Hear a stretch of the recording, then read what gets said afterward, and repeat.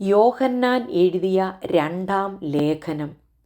നമ്മിൽ വസിക്കുന്നതും നമ്മോടുകൂടെ എന്നേക്കും ഇരിക്കുന്നതുമായ സത്യം നിമിത്തം ഞാൻ മാത്രമല്ല, സത്യത്തെ അറിഞ്ഞിരിക്കുന്നവർ എല്ലാവരും സത്യത്തിൽ സ്നേഹിക്കുന്ന മാന്യനായികയാർക്കും മക്കൾക്കും മൂപ്പനായ ഞാൻ എഴുതുന്നത്, പിതാവായ ദൈവത്തിങ്കൽ നിന്നും പിതാവിൻ്റെ പുത്രനായ യേശുക്രിസ്തുവിങ്കിൽ നിന്നും സ്നേഹത്തിലും സത്യത്തിലും കൃപയും കനിവും സമാധാനവും നമ്മോടുകൂടെ ഇരിക്കുമാറാകട്ടെ.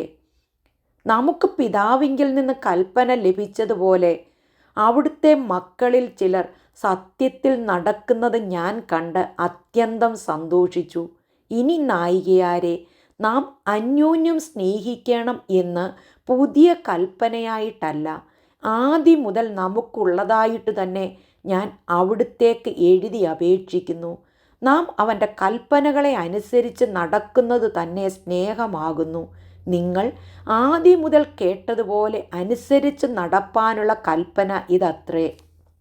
യേശുക്രിസ്തുവിനെ ജഡത്തിൽ വന്നവനെന്ന് സ്വീകരിക്കാത്ത വഞ്ചകന്മാർ പലരും ലോകത്തിലേക്ക് പുറപ്പെട്ടിരിക്കുന്നുവല്ലോ.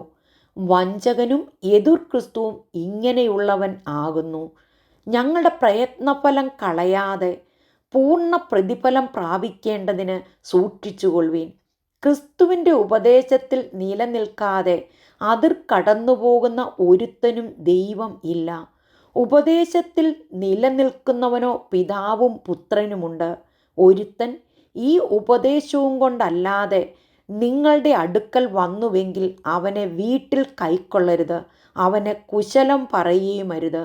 അവന് കുശലം പറയുന്നവൻ അവൻ്റെ ദുഷ്പ്രവൃത്തികൾക്ക് കൂട്ടാളിയല്ലോ. നിങ്ങൾക്ക് എഴുതുവാൻ പലതുമുണ്ട്, എങ്കിലും കടലാസിലും മഷിയും കൊണ്ടെഴുതുവാൻ എനിക്ക് മനസ്സില്ല. നിങ്ങളുടെ സന്തോഷം പൂർണ്ണമാകേണ്ടതിന് നിങ്ങളുടെ അടുക്കൽ വന്ന് മുഖാമുഖമായി സംസാരിപ്പാൻ ആശിക്കുന്നു. അവിടുത്തെ മാന്യ സഹോദരിയുടെ മക്കൾ വന്ദനം ചൊല്ലുന്നു.